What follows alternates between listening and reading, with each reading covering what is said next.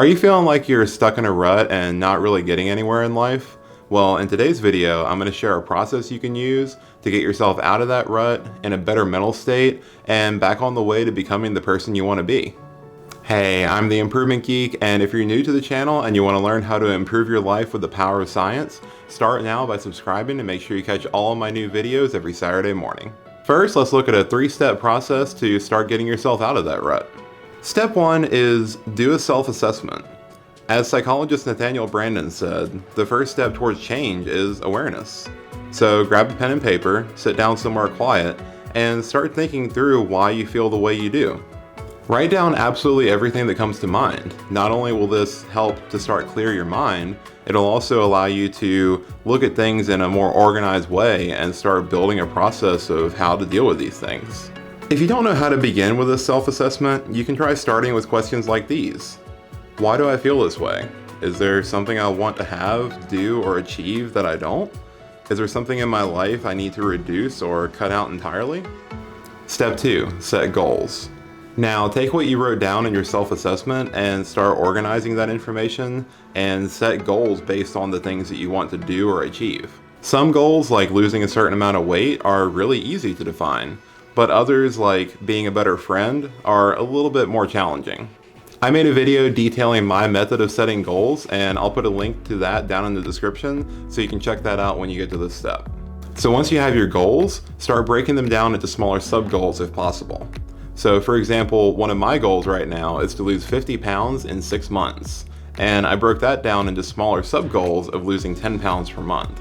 Making these smaller sub-goals and focusing on them at first instead of the overall goal will actually greatly increase your chances of actually achieving all the goals that you have, and that's because these smaller sub-goals are going to seem a lot more achievable to your brain. Having goals is actually a critical part of the self-improvement process because it gives your brain something to focus on and work towards.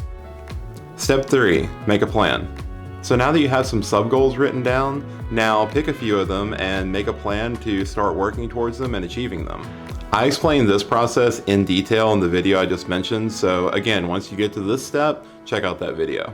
Now, be careful here. Don't make the common mistake that I've made a lot, trust me, where you start off trying to do too much at one time.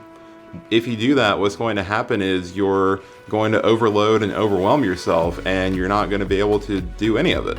Like I said, just pick a few of your sub-goals to start working on at first, and just keep it simple, work on those for a while, and then you can build things up as you go.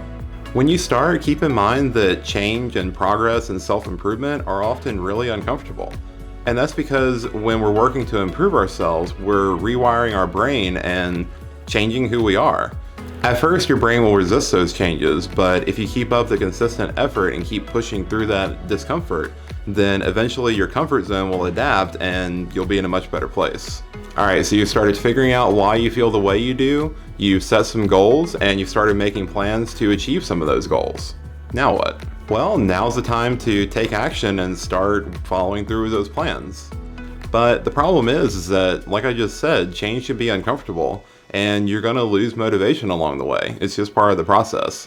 And that's actually why a lot of people that set New Year's resolutions give up and drop those resolutions only a few days after the holidays.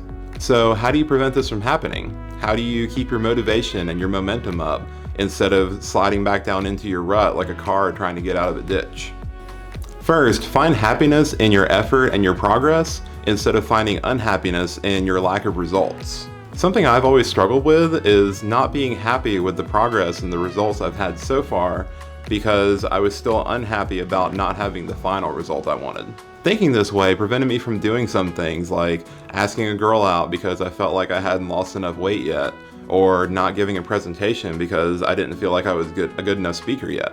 This leads into a concept called self-limiting beliefs, and I'll cover those in another video. But for now, let me just say that they're incredibly destructive, especially when they're paired with you actually putting in effort to do something.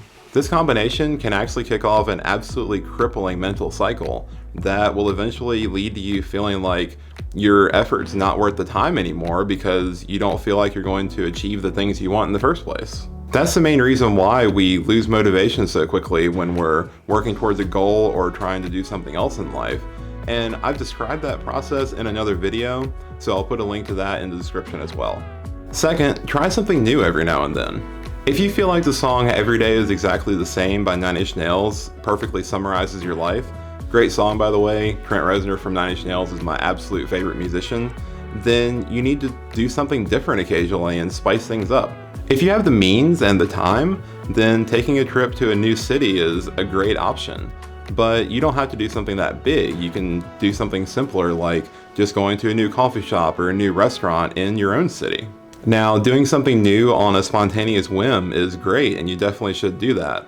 But I also recommend taking the time to put a few things on your calendar a few weeks or a few months out to give yourself something to look forward to.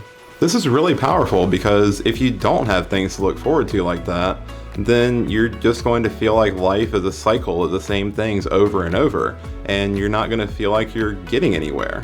If you enjoyed this video or found it helpful, then click here to subscribe to catch all my fresh sciencey goodness every Saturday morning. You can also check out my latest video right here, or you can check out a video about what to do when you're feeling overwhelmed right here. Thanks for watching, and I'll see you in the next one.